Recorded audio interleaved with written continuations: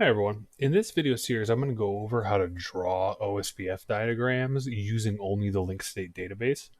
Um, there are plenty of videos out there that you can watch, and plenty of places where it'll tell you all the different LSA types, and you can learn the different types and what they're used for. But I wanted to make a video series about how to use that OSPF database and graph theory in order to draw network diagrams.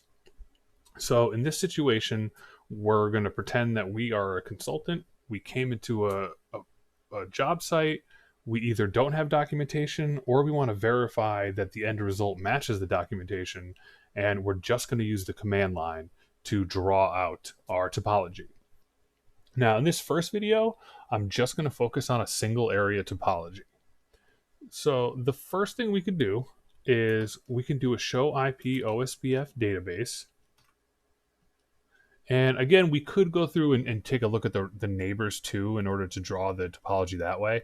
But again, we're going to make this a little bit more challenging. We're only going to use the OSPF database.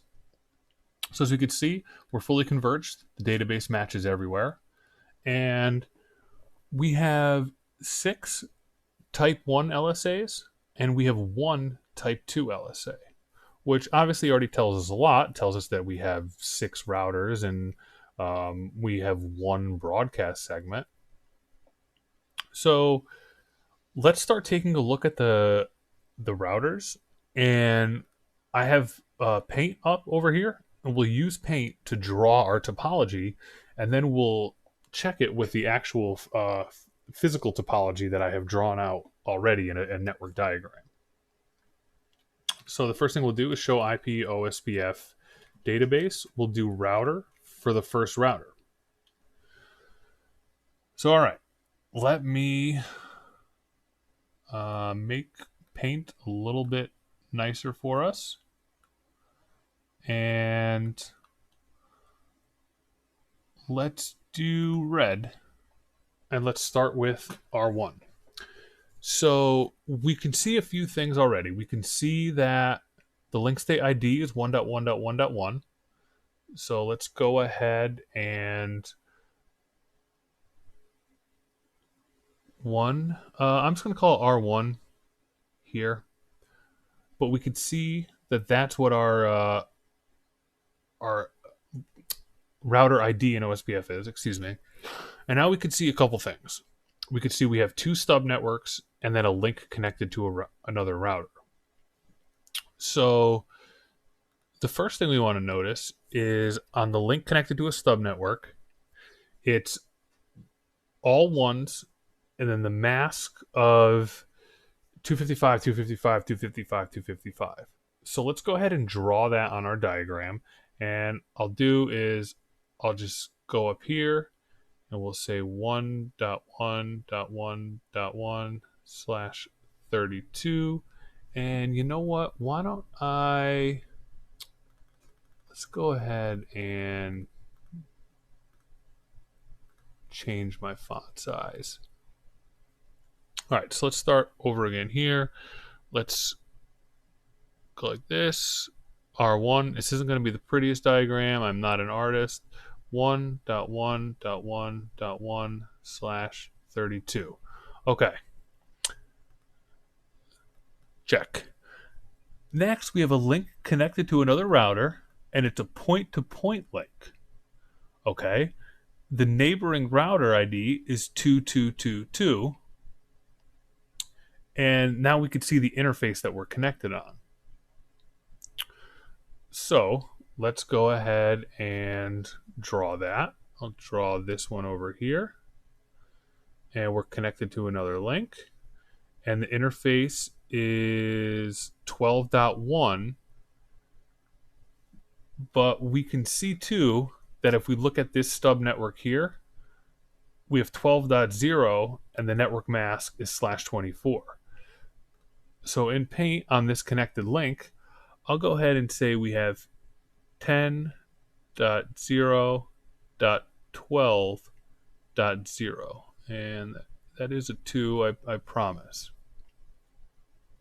So now what we can do is let's take a look at this connected router. So go up. This router is 2.2.2.2. And we could see we have a little bit more going on. The link state ID is all twos. Okay. And I'll dig into the LSA here. All right. So I'll just go ahead and call this R2. The host name doesn't matter. And we could see we have a stub network here of all twos. 2.2.2.2/32. All right. Now we have a transit network, which is a little bit different than something that we've seen before. And then we have some more stub links and some more point-to-point links. So let's go ahead and first draw out the point-to-point links. I think it'll just be a little bit easier. So we've already drawn out the stub network. Let's go ahead to this first point-to-point link. And this one is directly connected to 5s. So we'll call it R5. Then we have another point-to-point link that the neighboring router is 1.1.1.1. So we don't need to do anything here because we have already drawn that network coming before. So this point-to-point link here, done. This stub network, done. So now on this point-to-point link, it's R5s. We have it on there. And then we could see it's 25.0 with the /24 subnet. All right. So let's head back here.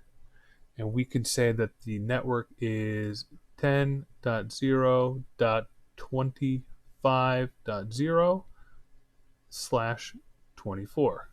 And actually, you know what? I'll just get rid of the /24 just to make some space. Okay, perfect. Now we have this transit network. Now the transit network doesn't actually show us who's on the other side, which makes sense if you think about it. So let's go ahead and we'll draw this transit network. And all we really know about it is we have so it doesn't show us the neighboring router ID, but it shows us the designated router. So let's go ahead and create a DR. And the DR's address is 10.0.234.4. So what we're going to do is instead of finding out, instead of going to R5, which we could easily do next, let's head over to the DR, which in OSPF database, and it's the network. So here is our designated router. The designated router is a pseudonode that's represented by the type 2 LSA. And the type 2 LSA tells us a couple things. Here's the address of the DR, which we already saw. Here's the advertising router. So R4 is advertising this link. And then here are the 3 routers that are attached to it. All right, so now we have some more stuff to draw. Let's go ahead over to here. And we already have R2 drawn. Let's go ahead and we'll draw 2 more links. Here, we'll go R3. And here, we'll go R4.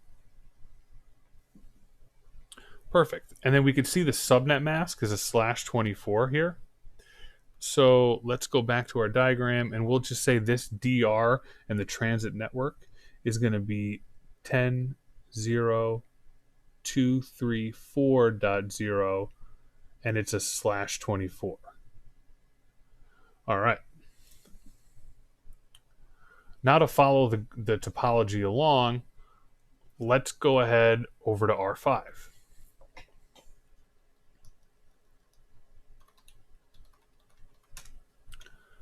Okay, R5 has a bunch of stuff too. So we could see the stub network 5.5.5.5. So I'll go ahead and draw that. And I'll scroll down just so we can get the rest of our All right, so we have R5, which is 5/32. All right, and then we have a point-to-point link to R6. So let's go ahead and draw that. R5 is point-to-point over to R6. Okay. And the stub network there is 56.0 with a /24. So this network we know is 10.0.56.0 /24. All right. So we have the point-to-point link, stub network, done. Now we have another point-to-point link to 4.4.4.4. Okay, so this we actually knew about R4 already, which is connected to the DR. So let's just take this link and connect them. And it's a stub network with 45.0 /24. All right, so we'll just say 10.0.45.0 /24, whatever. We know that's a 24.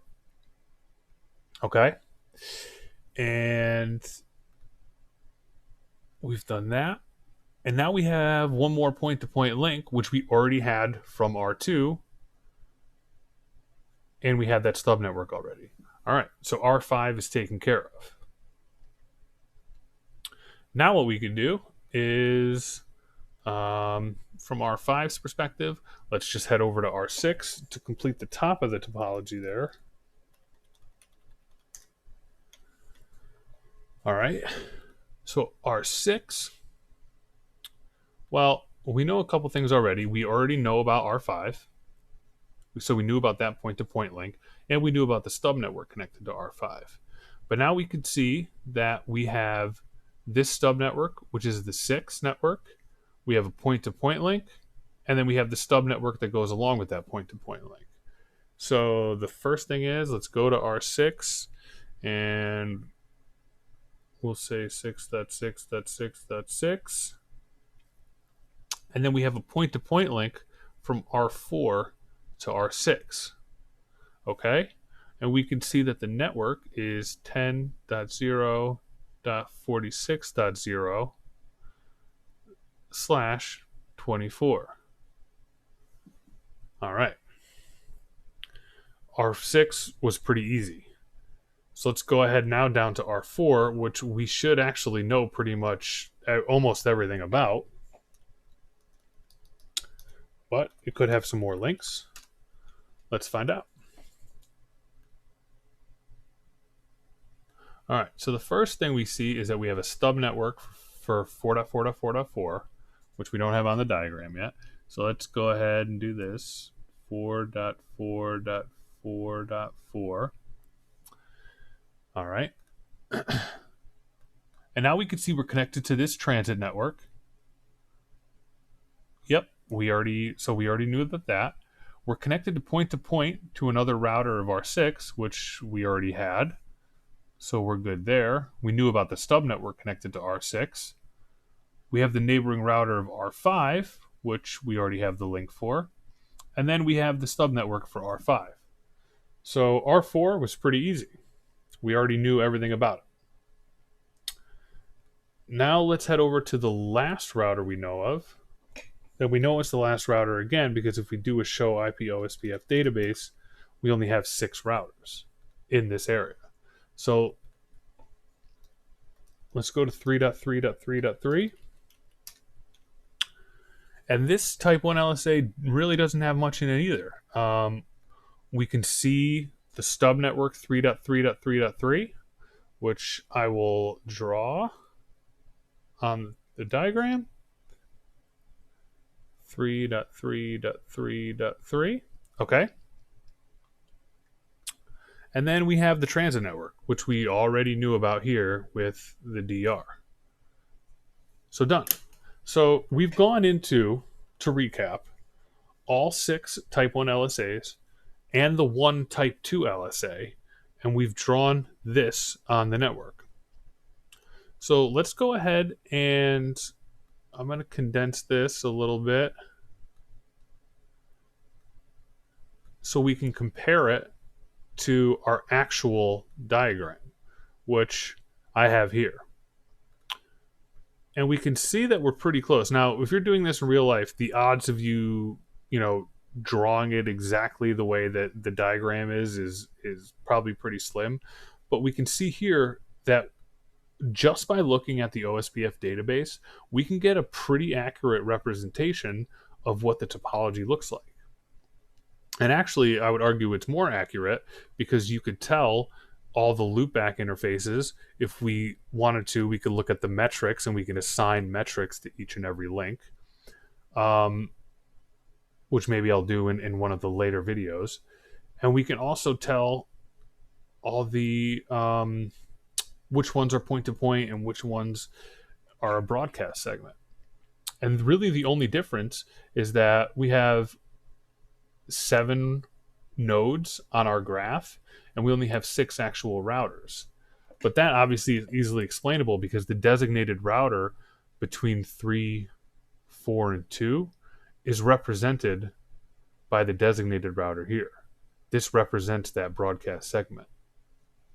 So I hope this video was pretty helpful. On the next video, I'm going to introduce a second area besides just area 0, and then we'll draw the network that way too.